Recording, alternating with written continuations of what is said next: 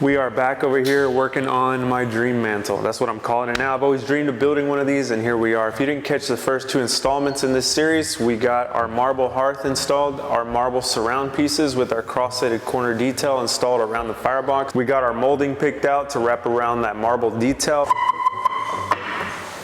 We made our plinth block, and then we installed a piece of white oak flooring to trim out around our marble hearth. So we have a pretty good foundation here to build on, and I spent the first part of this morning just figuring out exactly where my shelf top of my mantle is going to be, because that determines the moldings that go up from there, and that also determines the TV width, the dimensions of the TV, I guess I should say. So I've got that laid out, figured that out all this morning, and I went ahead and ordered my Samsung frame TV. This is a 55-inch one that I just ordered, and I did cash in on the deals this year, so I saved 500 bucks. It was amazing. I was kind of waiting for this time to do that, take advantage of that. I am putting this TV on the shelf top of this mantle, which is not the perfect viewing height. This isn't a theater room. The whole purpose of this room, the TV is just like an extra. The focus of this room is the millwork. The TV is the frame TV, like I said, and it's just gonna look like art most of the time. So let's do some layout on our base. I'm gonna have a wainscot wrap around this, and we're gonna get into that right now. So this wainscot will go from the mantle itself and turn this corner. And it took a while. Anytime you're doing these layouts, especially when it's kind of all up to you and you know the possibilities are endless, it's really good to have a sample kit. You saw me throughout that process, grabbing moldings and seeing what I liked, putting stuff together. And without having this, just looking at like a catalog, I mean, it is like torture almost. So it's just good to have samples. So I figured all this up. I can now build the stile and rail components here and get those installed. And to begin with this build, I'll start by ripping my material down to proper widths for stiles and rails. I'm ripping this out of a 1x8 piece of Windsor 1 board, and with this board I can get multiple different pieces out of it. And you see me here cutting my top and bottom rails down to proper lengths. I ended up with a 4-inch top rail, 4-inch bottom rail, 2¼ inch stile, and 3-inch stile. So a couple different pieces here in the layout, but you'll notice when I assemble this that my bottom rail is undersized. That's a technique I always use when building wainscot, and you'll see why. So there we have it. We have all 8 of our top and bottom rails cut, and these are now ready for pocket holes.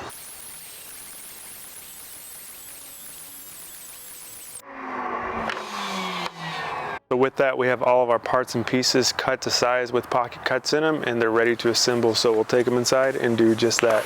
So for assembling this, I made it easy.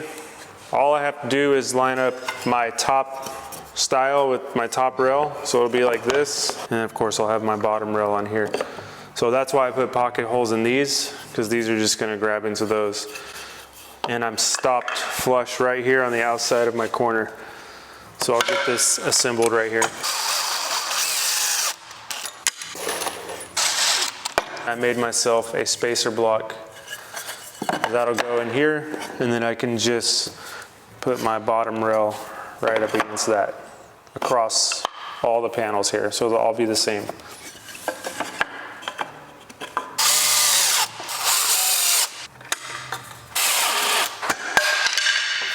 And that is our first panel right there. But before I install this onto the wall, because I'm gonna be doing a raised panel here, I need to build this 3/4 inch material out. This is true 3/4 from Windsor. I need to come out 3/16 past that. So I have 3/16 plywood strips that I ripped down to all these same sizes as my stiles and rails. And we're just gonna pin those on to the back of this here so I can build off the wall 3/16. That way when I put my raised panel on in my bead profile, it looks proper.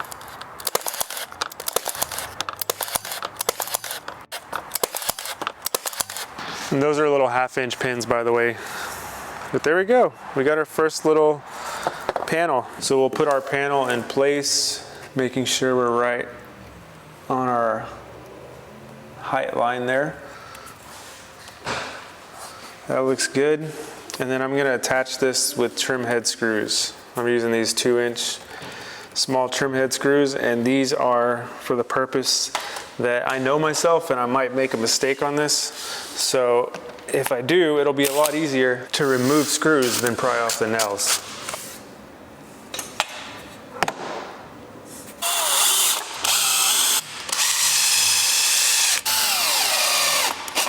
If you're wondering about this, the width of this right here being wider, it's because remember I'm gonna have my back band wrap around my detail here of the cross-sided corner. So that will, when it goes on, make this 2 1/4 to match this side. And then when this goes on, which you can see right now, I will have a 3 1/4. I always do my base rail a little bit larger than my other rails on the reveals because I feel like the base needs to be more substantial. It's kind of a foundational piece. So that is how this goes. So we got 1 wall down, 3 to go, and we're gonna get on those now.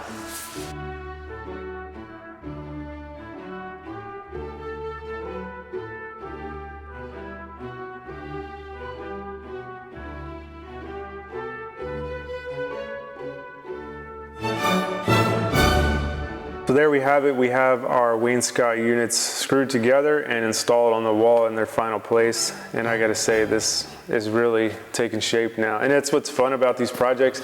You see piece upon piece get added and this thing really take form. Next piece we're gonna be making here is our raised panel. We're gonna be creating this out of a piece of Spanish cedar, my absolute favorite wood to work with. And I'm straight line ripping it right here on my sliding table saw. So we'll get a straight edge on all of our boards. These are all scrap, by the way, and I'm gonna waste a lot of this board. This board's 1.5 inches thick right now, and we're gonna make it go down to 1 inch when we plane it down. But like I said, they're scrap. So I got a straight line. Now I can register against the fence and rip these boards to their proper widths for the panels. And these are basically just panels that are going in to the stile and rails that I just made all around the mantle. So we'll convert over to our planer and send these boards through to plane them down to that 1 inch. And I had to set them through several times.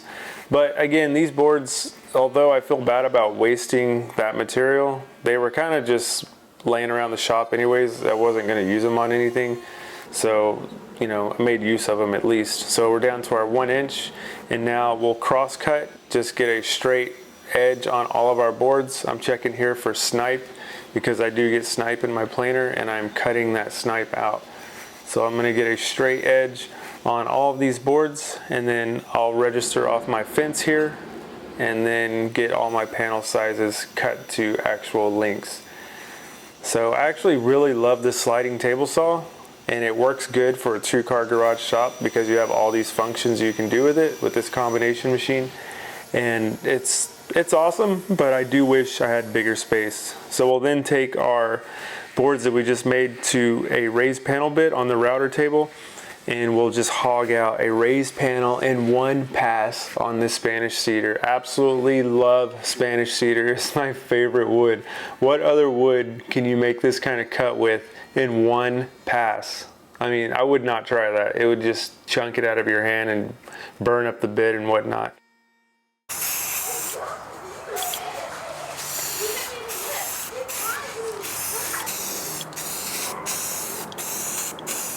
This is simple millwork, and look what you can make. Look at this thing, especially with that primer on it now and all the shadows when you see it from different angles.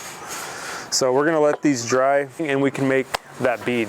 And to mill this bead, I'll be using the same wood, Spanish cedar, and I'm gonna be milling this offcut from one of the panels down from 1 inch to 9/16 of an inch. So once I get it to 9/16, I'll take it to my router table where there's a beading bit in it. This bead will cut a beaded profile. This is a 3/8 beading bit. You can see I'll run it through one way, flip the board upside down, and send the other end through as well.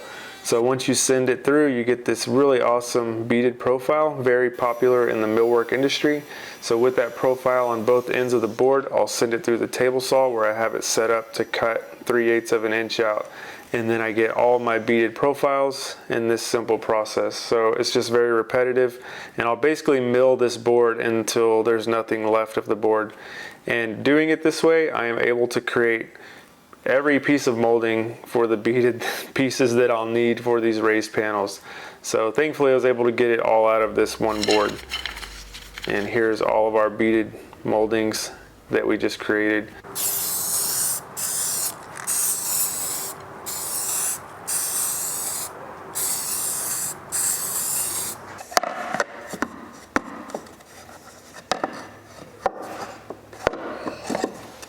So close.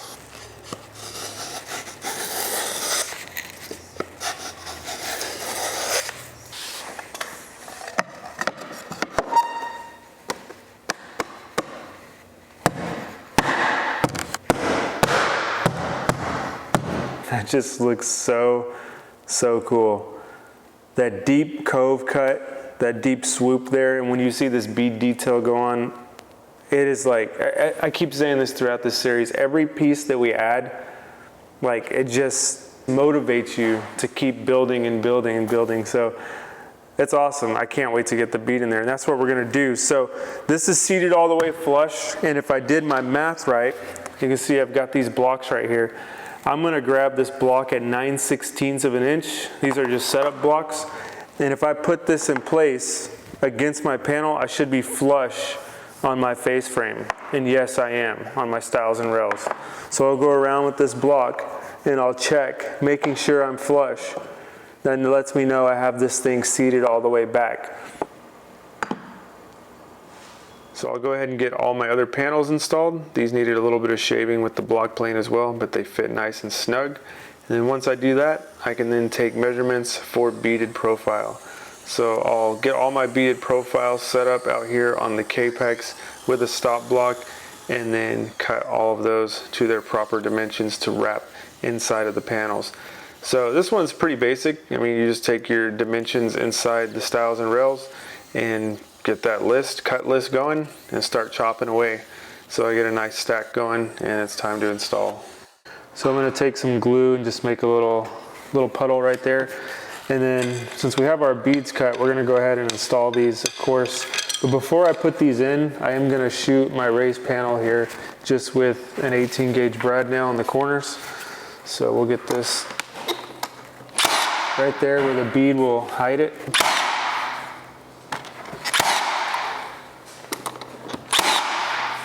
So that's good right there. And then I made this glue so I can just dip these in. Since they're such small pieces, I can just dip them on the ends as I put them in. So I'll just dip these in here, get a little glue on, and then we'll put them in place.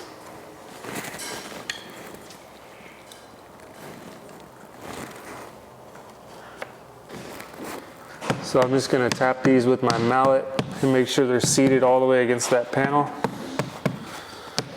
And then to attach these, I have 23 gauge pins.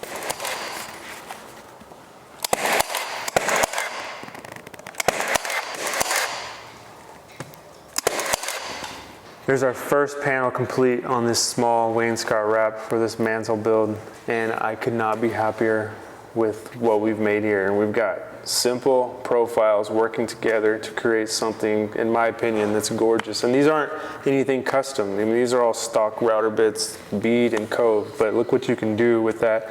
And just seeing it right now at this time of day too, what this looks like with this light coming in, the light playing with the profiles on these moldings, just looking glorious. I mean, I've got my little base sample in here. When you put this in here, the way that's gonna look supported, and then I have this pencil molding. That's why I left this 90 here. I didn't miter these. I mean, look at that. That's the way this is all gonna come together. There we go. We got our bead wrapping around here. I've got to do the other 3 panels, get those complete, but this is the end result right here. So next video in this series, we're gonna be getting our base installed. I've got to order some more of that. I've got this pencil cork molding on hand, so I'll show you guys how I go about installing this. It's a little tricky where it meets the moldings, nothing crazy, but it's gonna be throughout this whole piece right here. And then we still gotta get our chair rail ordered as well. So we'll get all that going in the next video of trimming out this wainscot for this mantle. And this is an amazing, strong foundation to then build up our over mantle on. I couldn't be happier with what we've done here. So thank you guys so much for watching this. Let me know if you have any questions. Other than that, I'll catch you in that next one.